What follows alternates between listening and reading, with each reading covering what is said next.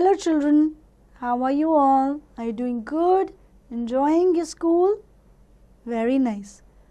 बच्चों, क्या आप जानते हो किसी के प्रति अपना प्यार दिखाना, खासकर अपने से बड़ों के प्रति प्यार दिखाना एक अच्छी बात है, लेकिन उससे भी ज़रूरी एक और बात है कि आप उनका आदर करें. That you show your respect towards them, isn't it? So here we are again to read this wonderful story about love and respect of your elders, especially grandparents. So the story for today is the horse cloth.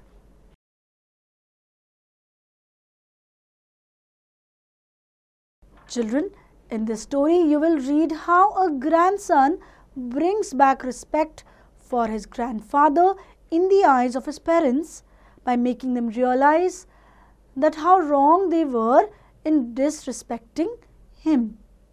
तो ये कहानी है एक बच्चे की, एक grandson की जो एक पोता है और वो अपने माता पिता को एक खास बात का एहसास दिलाता है. So let's read. Once there was a rich businessman in a small town of France. He had a nuclear family, a wife and cute small son. So that is called a nuclear family, isn't it? A small family, छोटी सी family जिसमें बस parents और बच्चे रहते हैं. Unlikely, some powerful persons of the town got his enemies. Therefore, like a wise person, he left the town along with his wife and son and went to live in Paris. अब कुछ enemies, कुछ दुश्मनों की वजह से उन्हें वहाँ से जाना पड़ा और वो पेरिस में रहने लगे. The businessman worked very hard for several years. His hard work and polite nature made him very popular in his neighborhood. He led a happy life, but after certain years, his wife passed away following a disease. अब वो बहुत ही अच्छे इंसान थे जो businessman थे और उनका स्वभाव बहुत अच्छा था, इसलिए सब लोग उन्हें पसंद करते थे. लेकिन काफ़ी साल बाद उनकी पत्नी की मृत्यु हो जाती है. The businessman's son grew into a handsome young man. The father got a beautiful girl as a bride for his son, but the girl's father placed a condition before him. I can permit for my daughter's marriage with your son only if you transfer the entire wealth in your son's name. This way you won't have any legal right on your wealth. अब जो businessman था उन्होंने अपनी बेटी की शादी एक सुंदर सी लड़की से कर दी, लेकिन उस लड़की के पिता ने एक शर्त रखी कि तुम अपनी सारी दौलत, अपनी सारी वेल्थ अपने बेटे के नाम कर दो. The businessman became silent for a moment and then answered, I will do as you wish. Thus the businessman's son was married to that beautiful girl. अब क्योंकि वह व्यापारी, वह बिजनेसमैन दिल के इतने अच्छे थे क्योंकि उन्होंने एक बार भी नहीं सोचा और अपनी सारी संपत्ति अपने बेटे के नाम कर दी. They lived a very happy married life. Around 3 years after, a son was born to them. तो जिस बेटे की उन्होंने शादी की थी, अब उसका भी एक बेटा हुआ. They named him Lucifer. The old man also continued to live with them, but soon he realized that he had not been wise to give all his wealth to his son. अब वो उन्हीं के साथ रहने लगा, लेकिन कुछ समय में ही उन्हें एहसास हुआ कि सारी दौलत देके उन्होंने अच्छा नहीं किया.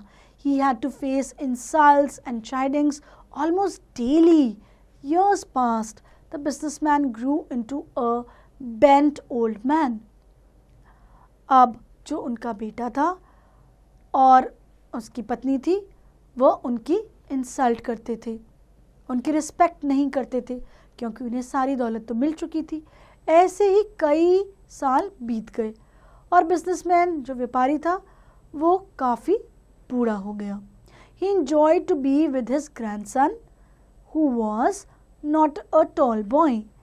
But his daughter-in-law was a horrible lady. She found a fault with everything the old man did or said. She kept asking her husband to get rid of the old man. One day she said, "Dear hubby, just throw the old man out of the house. I do not like him. I lose all my peace and appetite at the sight of him." तो businessman की जो daughter in law थी, जो उनकी बहू थी, वो उन्हें बिल्कुल भी पसंद नहीं करती थी. और एक दिन तो उसने ये कह दिया कि इस बूढ़े इंसान से मेरा पीछा छुड़ाओ. The son said to his father, "leave this house and find a new place for yourself. We can't afford you any more." अब आप जाओ यहाँ से, हम आपका खर्चा नहीं उठा सकते. The old businessman begged his son not to turn him out of the house. "Where shall I go, son?" said the old man. "Who will keep me in my old age?" But the son was rigid. He thought this was a way to prove that he loved his wife. बूढ़े businessman ने उनके सामने भीख तक मांग ली कि इस उम्र में मैं कहाँ जाऊँगा, मेरे साथ ऐसा मत करो, मुझे कौन रखेगा. पर उसका जो बेटा था वो कुछ नहीं समझ रहा था. उसने सोचा, अगर मैं अपनी पत्नी की बात मान लूँगा तो ये साबित हो जाएगा कि मैं उसे प्यार करता हूँ, तो मुझे उसकी बात माननी चाहिए. Half dead with his son's behavior, the businessman prepared to leave. With tears in eyes, the businessman said to his son, "Son, it is very cold outside. Please give me some cloth." तो अब जब उनका दिल पूरी तरह टूट चुका था तो उन्होंने जाने की ठान ली कि अब मैं चलता हूँ.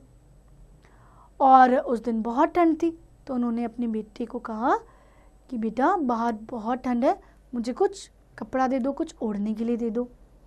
"Is this a charity house? We don't have any cloth for you," said his daughter-in-law in a rude voice. But the son agreed to give his father a horse cloth. अब उसकी डॉटर इन लॉ ने यहाँ पर भी बहुत rudely बात की और कहा, हमारे पास कोई कपड़ा नहीं है. लेकिन बेटे ने उसे एक टुकड़ा दे दिया और वो था हॉर्स क्लॉथ, जो हम घोड़े के लिए यूज़ करते हैं.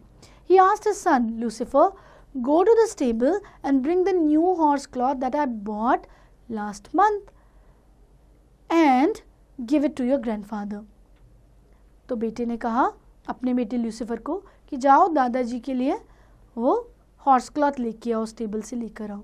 Lucifer had been watching all this harsh behavior of his parents silently. He looked at his grandfather and said, "Grandpa, come with me."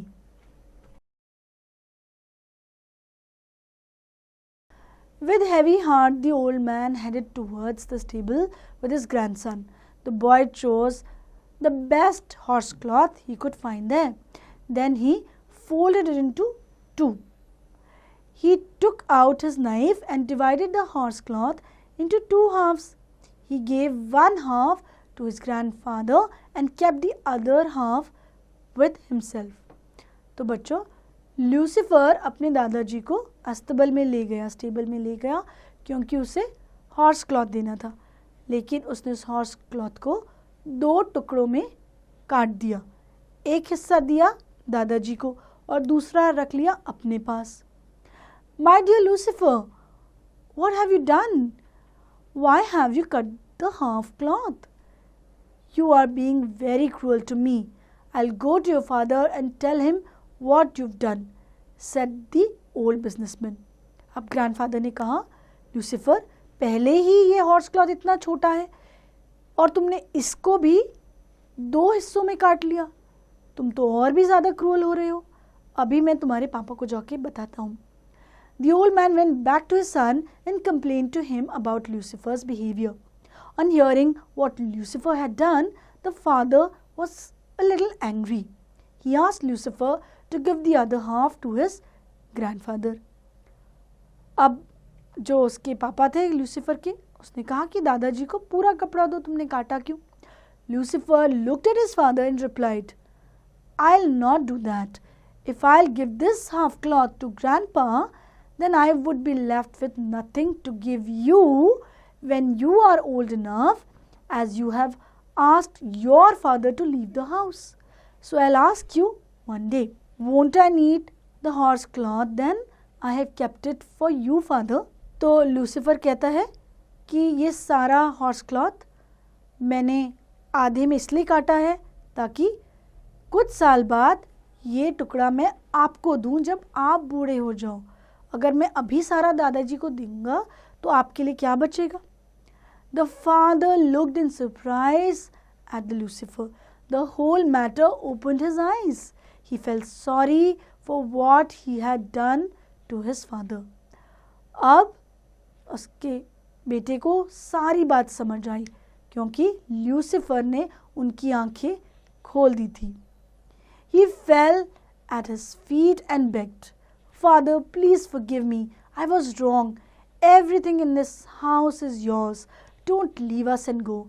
Please stay with us. तो आखिर में बिजनेसमैन की बेटी की आंखें खुल गई और उसने गिर के माफ़ी मांगी और कहा कि आप मत जाइए. His tears washed off all his sinful thoughts. The old businessman took his son in his arms and kissed him. He patted his grandson's back and advised him to always be respectful to his parents.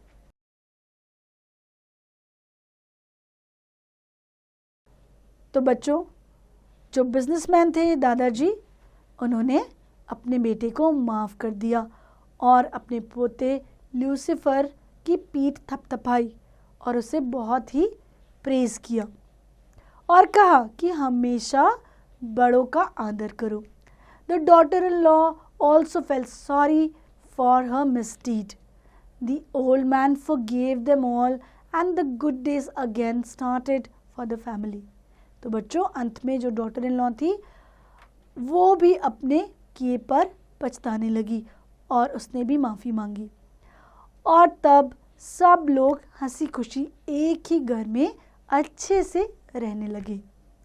I'm sure you really liked this story and you understood how important is respect and love for each family member, whether it's younger or older than you.